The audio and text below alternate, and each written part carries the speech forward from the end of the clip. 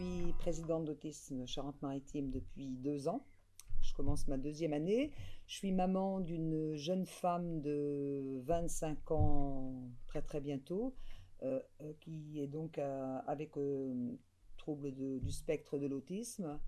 Et c'est une jeune fille qu'on a adoptée quand elle avait 6 ans, donc avec un passé de 0 à 6 qu'on ignore complètement. Je suis maman de 2 enfants, dont une enfant TSA qui a 14 ans et demi.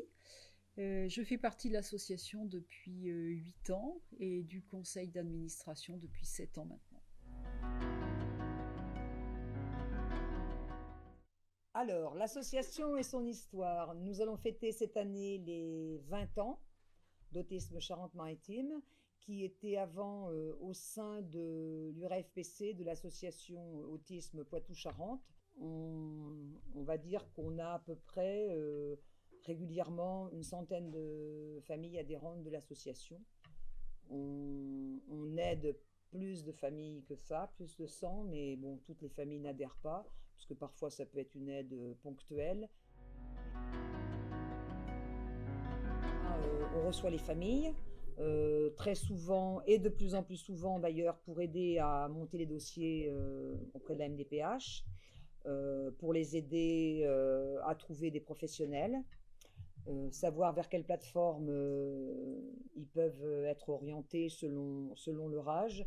Il y a des ateliers de sophrologie qui ont été mis en place, également des formations à destination et des parents et des enfants pour favoriser l'autonomie, l'inclusion dans la société, des informations juridiques aussi qui sont très importantes.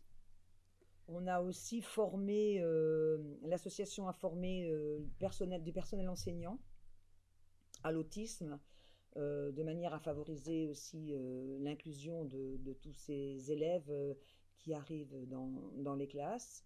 Nous avons une pédagothèque, mais aussi une très belle bibliothèque. Donc on peut emprunter plein d'ouvrages intéressants, même des DVD.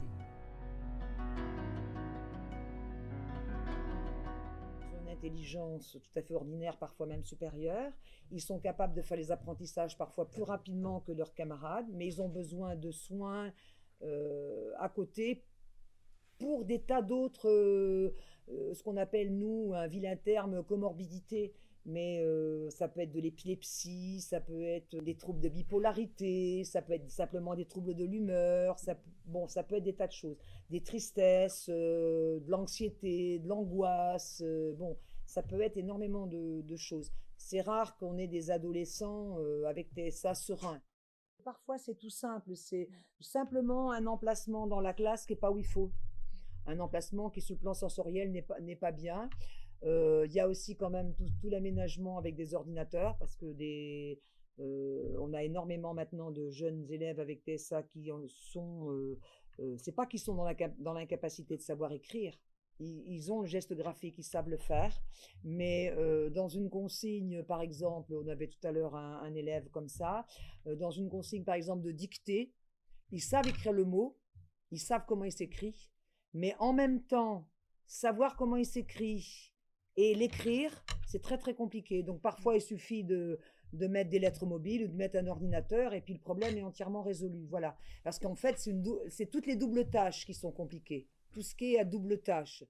Nos jeunes, très souvent, qui passent le permis, sont ceux qui passent le permis avec voiture automatique. C'est tout bête.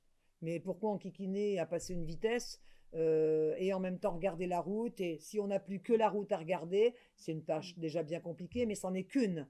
Je veux dire, après, les pieds, on les oublie, et donc on n'a plus que la vue.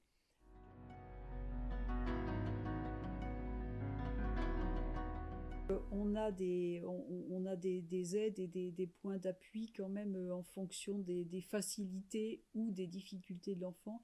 Il faut vraiment baliser l'emploi du temps. Il faut prévenir l'angoisse. Donc il faut que tout soit organisé, planifié. S'il y a un changement dans l'emploi du temps, c'est bien d'en parler en amont.